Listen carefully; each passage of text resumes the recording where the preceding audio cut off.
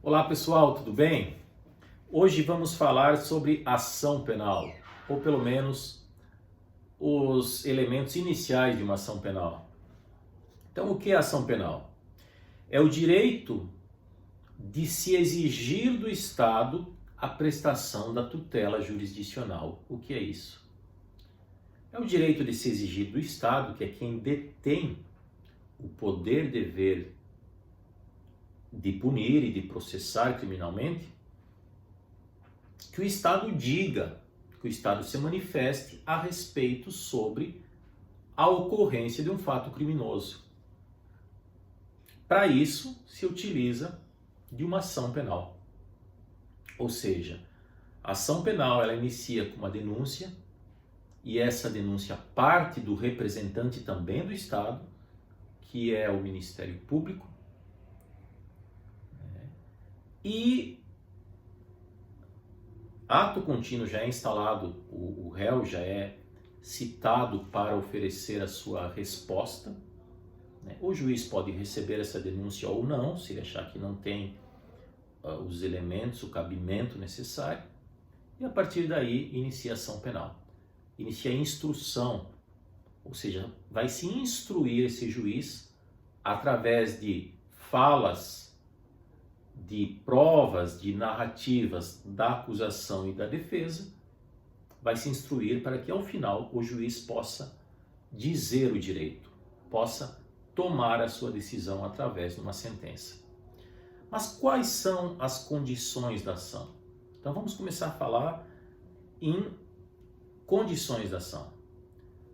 Vamos aqui, já elencar as 3 condições da ação: legitimidade, interesse de agir e possibilidade jurídica do pedido.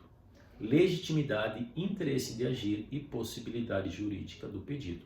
Muito parecido com o processo civil. Então, legitimidade é a adequação da parte, do polo ativo, do polo passivo. Quem pode propor uma ação penal? Quem pode apresentar uma denúncia?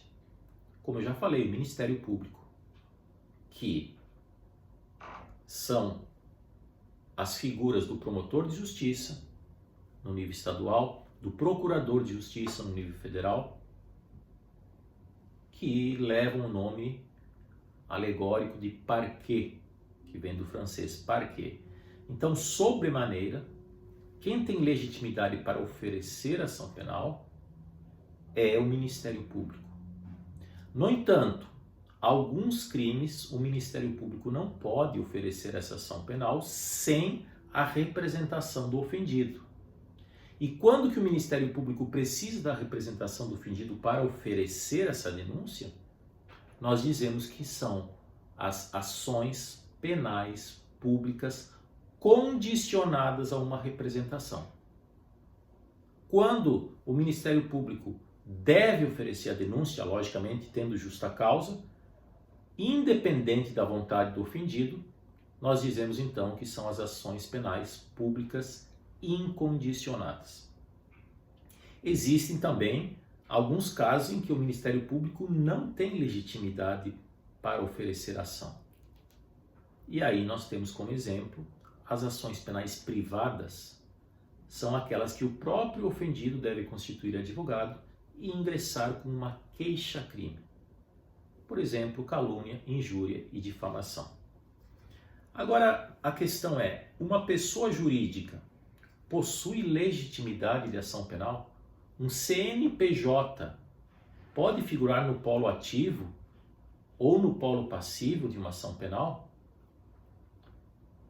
Veja, hoje nós podemos responder com convicção que sim.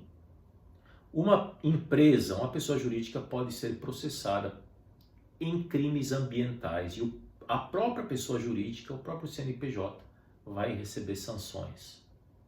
Tínhamos a teoria da dupla imputação e tem-se ainda a teoria da dupla imputação, que é quando que junto com a pessoa jurídica tem que haver uma pessoa física no polo passivo, ou seja, como réus.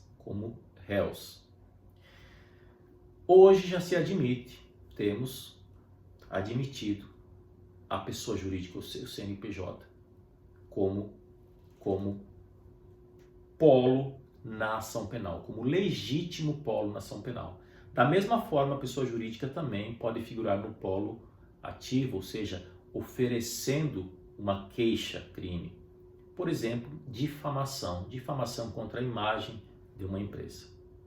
Veja, mas são exceções. Interesse de agir. O que é interesse de agir? É o interesse de se buscar essa tutela jurisdicional. E no processo penal, há necessidade de uma prova pré-constituída. O interesse de agir do Ministério Público para oferecer uma denúncia vem com a justa causa. O interesse de agir do Ministério Público vem com provas da materialidade que a investigação trouxe.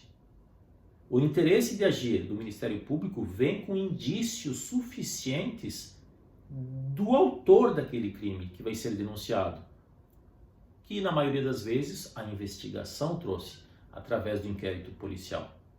Então, o interesse de agir sobremaneira se apresenta com a justa causa, ou seja, a materialidade e os indícios suficientes de autoria para que se possa denunciar e tornar alguém réu de um processo.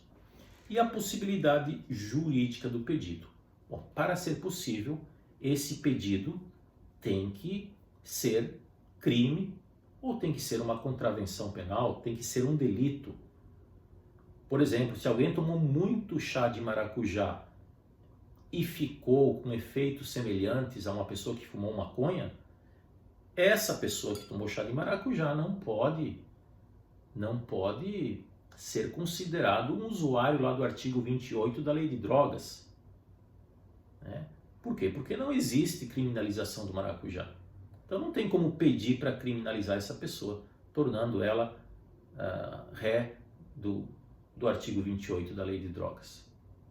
Então a possibilidade jurídica do pedido está estritamente relacionada com a legalidade, com a previsão legal. Só se pode denunciar se tiver uma conduta tipificada em lei, ou seja, se existir um crime.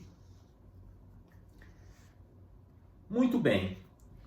Para finalizar, então, a justa causa e o fumus comissi delicti. A expressão fumus comissi delicti. Então, como eu falei para vocês, a justa causa é a materialidade mais a autoria, que dá a justa causa para se iniciar uma ação penal. E o fumus comissi delicti é uma certa plausibilidade do fato tido como criminoso. Ou seja, fumus é a fumaça do cometimento de um direito. Né? Nós temos que ter, a partir da investigação, a partir desse acervo que o promotor de justiça tem para oferecer a denúncia, nós temos que ter fumaça, indícios. Não se pode denunciar alguém sem um mínimo, e o mínimo é justamente a justa causa, que é a materialidade e os indícios suficientes de autoria. Por hoje é isso, pessoal. No próximo vídeo vamos falar sobre classificação da ação penal. Um forte abraço.